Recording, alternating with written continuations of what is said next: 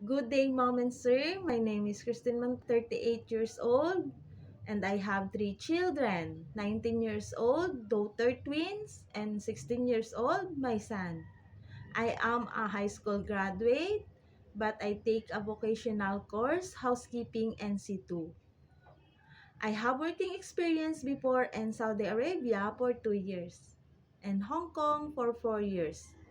To be part of my duties and responsibilities, I can do cooking, washing, ironing, cleaning the house, and prepare food for the whole family. To Mom and Sir, if you hire me, I am a hardworking person, loyal, kind, loving kids.